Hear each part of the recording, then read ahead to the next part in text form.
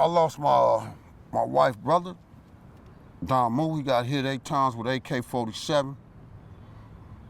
And I lost baby Stutterbox. He got killed by the Vills on Chester and Palmer in the alley. And that, you know, that shit hurt it. We lost homies in the hood. We lost a lot of homies to the penitentiary, to this villain Pueblo war.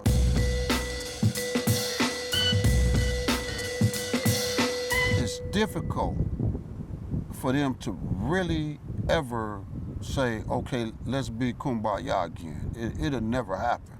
I mean, it's worse than our war with the Crips, or the war that was started between the Pueblos and the 38th Streets. They don't even know each other, the younger generation. Y'all don't know each other. But you would never really want to know each other because of the losses that they took and the Pueblos took. But to say all of this, I would tell them, like they homies on the villain side, stay away from the violence, man. You know, if you see a Pueblo, you know, give them a pass. Just, you know, learn to live without trying to hurt each other or kill each other.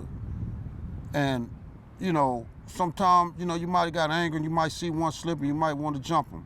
Head up, I'm gonna take it head up with this nigga.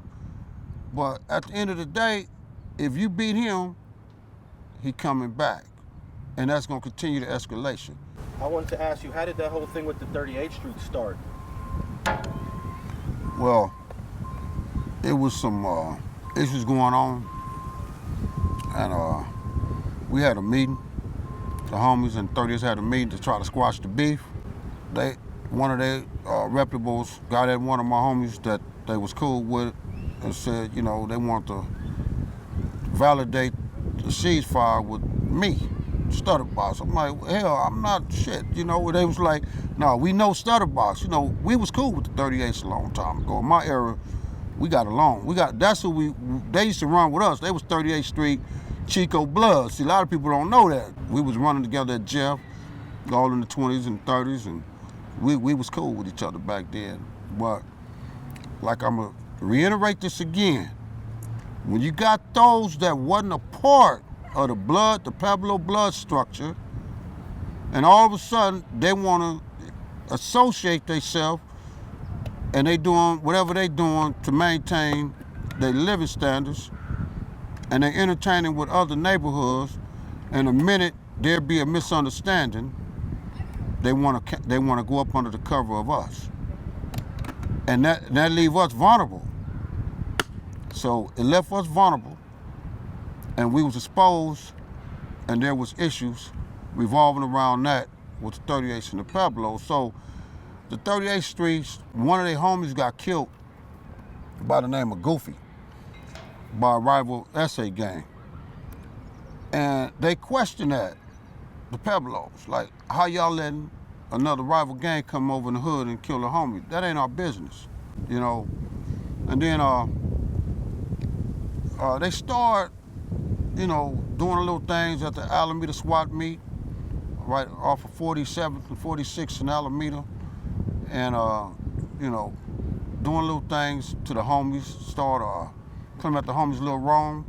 They start pushing that green light shit on the Pueblos. And the homies resisted, and they ran them out the Pueblos. So when it really escalated, a couple of homies was on 53rd, and Woody, rest in peace, grandmama stayed right across the street from the Pueblos, so he made a call to one of his homies, and they came over there and shot up one of the homies, shot the homie in the leg, skinned him. It wasn't even no hell of a shot, a skin.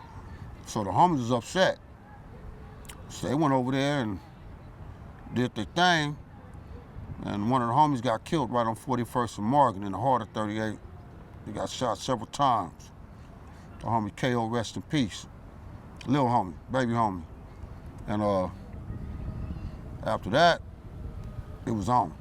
That was one of the worst wars, and it's kind of still going on today with them. that ever existed in their era. I mean, a lot of stuff went down, man. I went down there to the SWAT meet right after all this stuff was stirring up, and they had a press conference, and I don't know if it was a captain of LAPD or sergeant. They had a press conference. They was talking about the war, and they were talking about how they was going to initiate the gang injunction. I just wanted to listen, man. I'm listening, and I'm saying, they saying how there was murders between the Pueblo gangs and the 38s. Now, I don't know nothing. All I know is about what happened to little homie and whatever, but I don't inquire about none of that crap. But man, I'm listening to this shit. I'm like, whoa. Man, I'm getting a little bit nervous. I'm just, wait a minute, let me go and slide up out of here, because this is, man. I'm like, the information that we didn't know in the neighborhood, the general neighborhood didn't know. Shootouts on Alameda, dudes, SA dudes, and hanging out of vans and getting killed right over there on Alameda, and stuff happening in their hood and stuff happening in the Pueblos. I'm like, whoa. I'm like, man, I see why they doing this injunction, but I don't know if they was fabricating, but they had the reports. I'm like, wow.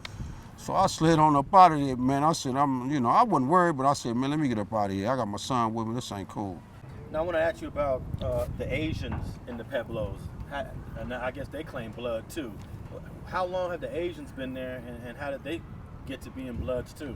The Asians was there in the 80s. They came in 80s, mid 80s. So when you got there in what, 77, 78? They wasn't there. They weren't even there. No, okay. no. It was all black. It wasn't no Hispanics there, nobody. All blacks. Ronald Reagan did the amnesty. That's when the Cambodian War was going on in Cambodia, the Khmer Rouge, and all the death squad killing in Central and South America. Well, primarily in Central America. That's when Ronald Reagan in 1986 passed the amnesty bill, and that allowed a lot of the Asians and the Hispanics from Central America to migrate to the United States, and they start moving them into the projects. So one of the projects was the Pueblos. But the Asian gangs, they was original Asian boys. They called themselves OBs, and it was a conflict between the Pueblos. Actually, the homies had a little shootout with them in the 80s. In the mid-80s, a little gunplay went down, and after that, they basically became a part of the Pueblo Bishop Bloods. Not all of them, but a segment of them. You know, the ones that was associating themselves with a gang. But we got along with them for the most part, and there wasn't no issues. You know what I'm saying? We was good with them. They kind of got away from us a little bit in the 2000s, and they started being more culturalized and being amongst their people. It's like the Samoans. When they was in Blood and the Crippin', they went on to the SOSs and got away from the gang structure. In the 90s, I was approached by Congressman Maxine Waters, and she said some things to me that kind of woke me up, and I got involved in the community activists. I started working for Community Build, a nonprofit organization working with youth on 81st in Vermont. It was me and other brothers like Q-Bone from Broadway, Keita Rock from Rolling 60s, Bat from Matrix Gangster, Angelo from Village Town, Brother Leon that was raised out the Pueblos, Playmate, rest in peace from Grape, Ray from Grape, Big Al from Grape, High Tower, rest in peace from Grape. So basically me and Angelo was only blood there, really. And we worked with the kids, did a lot of intervention and prevention work.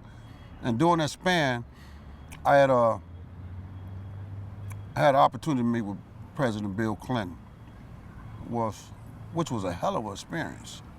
I wasn't nervous. I wasn't eager to meet him. I was relaxed. And matter of fact, I was, in a way, angry. And why was I angry? Because I'm finna meet with the most powerful man in the world, and people better understand that we the most powerful niggas in the world that he about to meet. This is who we are. And you got two leaders leaders, that is us, and the leader of the free world, about to meet with then Mayor Richard Riordan. And we had a hell of a conversation, man. You know, we talked about changes in the inner cities, about bringing grants and programs. And I even told him I'll go to the Hall of Congress to petition and try to get additional funding for the inner cities, you know, if he need us. He was a very likable individual. Matter of fact, me and Q-Bone sit right next to him. I was on the right side of him, and Q-Bone was on the left side of him when we was honoring King. It was 96 was honoring King birthday, and he came out and they did a program at Community Build, and we had a good conversation. You know, a likable dude, very understandable, and he was in touch with the black community. But then I met him in 2000 when he was campaigning for Al Gore at the Crenshaw Plaza. Took some pictures with him, and when he said, "Hey, wait a minute, that's Stutterbox. Hey, what's up, Mr. President?" And you know, he pulled the thing. He said, he told us to move out the way, and he pulled the thing up, let him in, and you know, he embraced me and shook hands. And I said, "What a nice watch you got, Clint. Slide me that watch." He said, "Man, Hillary would kill me if I give you this watch." But we talked for a minute, took some pictures. He said, "Man, it's a pleasure seeing you, man. It's always a pleasure seeing you." And you know, he went on, continued, you know, meeting other people. But he stopped to talk to me. You know, he recognized me, and good dude, man. Good president, man. And Q-Ball went on to become a hell of a chef. Yeah, my boy Q-Bone, he's up there. He's a chef for Snoop Dogg. He's his personal chef. He's doing some things up there. He's doing some great things, man. And I'm glad, you know, that he's up there being successful with his two boys. He got his two boys with him, and he's taking care of business, man. And I'm proud of him, man. I'm really proud of Charles Rachel. Another brother, you know, he wasn't a part of the Bloods in the Pueblos, but he was a part of the Pueblo community. He was raised in the Pueblos, and I'm not gonna never take nothing from him. That's Brother Leon Gillette. He's doing some good work. I mean, he's working at community, been there for over 20 years at Community Build, and he helped the brothers get jobs when they get out the penitentiary. He's working with not only the Pueblo community, but communities throughout South Central Los Angeles, from the west side to the east side. And I just want to give a shout out to that brother, Leon Gillette. You know, you're doing a great job. You know, when I was, after I left Community Build, I became the president of Pueblo Resident Management Corporation, a nonprofit residential organization, and we was fighting for modernization for the Pueblos, remodeled the Pueblos, and Leon Gillette was the vice president, and you know, I was president, and we pushed and we got that money. We finally got that money, over $20-some million that we was able to push from the House Authority. We had a press release and a protest right there on 2600 Wilshire, and we was able to force the housing to start modernization in the Pueblos. And as a result of that, people that never ever worked a day in their life in the Pueblos, mothers, was getting jobs. I was sitting on a hiring these mothers, hiring these sons and these daughters, and they, for the first time, they was getting jobs. They was working, doing construction work. I got elected a couple of times over there, and I moved on, became a statewide resident management corporation executive director. I was over hundreds of resident organizations throughout Southern and Central and Northern California. I did that for a while, and I said it's time for me to come on home and take care of my family, because I was having babies after babies. I got 10 kids. So after that, I went to school for 4.5 years at LA City College, you know, and I got my liberal arts degree and my associate's arts degree and my human service certifications in general. I got a son, graduated from Cal State, got his bachelor's, my junior, and I got a daughter at the University of Irvine studying to be a doctor. And I have another son, a 20-year-old. He's studying at Cal State to minister to be a psychologist. So to say all of that, you know, I want to encourage the kids that's out there, the kids that think that they was born in the inner city and they don't have no hope. My kids came out the inner city, came out the Pueblo projects. I came out the Pueblo projects. You have hope. You have an opportunity. Don't get distracted with the drugs.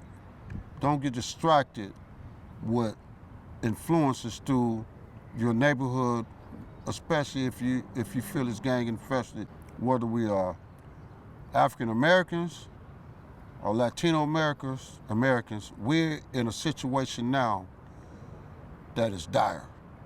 Because of the political atmosphere in our societies, electing a president that want to set us back 50 years, that's not giving people asylum for political purposes, degrading African Americans, degrading Latino Americans. It's time for you to really wake up, change the fabric and the atmosphere of this current situation. Because if we don't, we're going to be considered political prisoners. We're going to be incarcerated. They're going to have a green light to do what they're doing. As you see what's happening with the deaths of people that get pulled over by law enforcement and they kill them on sight because they feel they have a green light to do that, because they feel that we're not equal to them. They look at us as subjects. Not all, but some. And the some are in power right now. Thanks for watching StreetGangs.com. Please like and share the video you just watched and leave a comment below to tell us what you think. You can also watch 2 of our previous episodes to the right. Please visit the link to our Patreon page and support our campaign. And don't forget to subscribe.